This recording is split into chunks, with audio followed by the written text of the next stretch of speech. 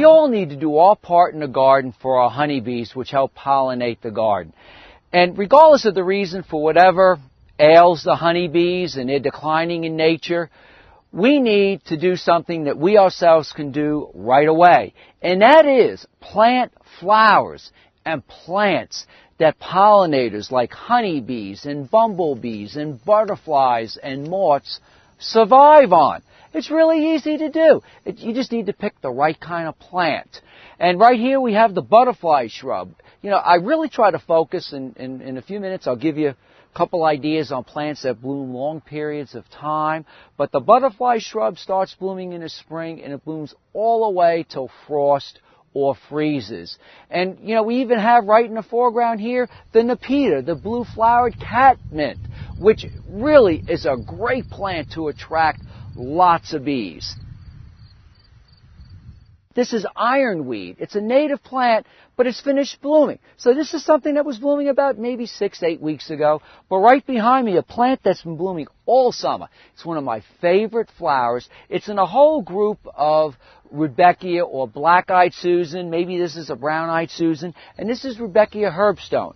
And the nice thing about this is during the summer and late summer, bumblebees, hummingbirds are attracted to it. But now later in the season, monarch butterflies love it. So it really provides a lot of usefulness in the garden. And, you know, we talk about the tender sunflowers or the annual sunflowers. This is a perennial sunflower. It's known as helianthus. And you'll see certain types of plants that look like this growing along roadsides, maybe even up along the Blue Ridge Parkway. And it's known as the sunflower. These all work to attract the pollinators to the garden. You know, another top 5, top 10 plant would be sedum. A lot of the sedums offer great flowers in addition to foliage, and the bees and the honeybees, everything loves it. Now this one's, you know, pretty much finished blooming, so it's perfect for drying, so you can use this plant for a variety of reasons. But a month ago, it was filled with pollinators. As I'm walking down, we see something which some of us might recognize as a finished blooming Joe Pye weed, which also is a great butterfly plant.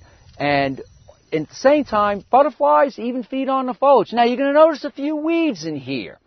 And that is because we use no chemicals. We use no chemicals so it doesn't affect the hummingbirds, the honeybees, or the butterflies. But if you look at this plant here, there's another relative right here in full bloom. So I've used a different type of Joe Pye weed. This is known as hardy ageratum. And right here in front of me, I have the blue mist shrub, which is a great pollinating, attracting plant.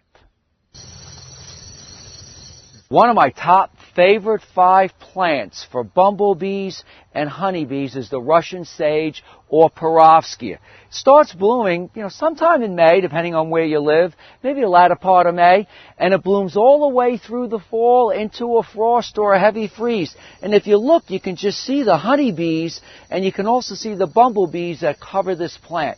It's one of the best long-blooming plants that you can have for our pollinators, which is really important to give them lots of flowers all season long.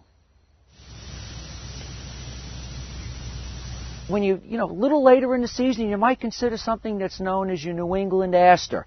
And this comes in a variety of colors. They sometimes reseed themselves throughout the whole garden or in the meadow.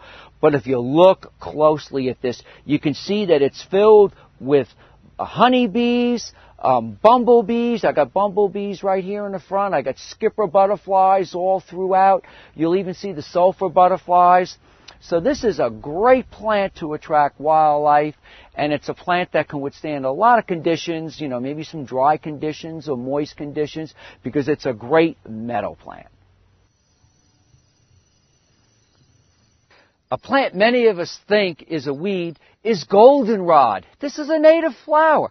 All a weed is a plant out of place. And the bees, and right here you can see, if I'm real careful here, you can see the wasp. The wasps love goldenrod. So do the honeybees.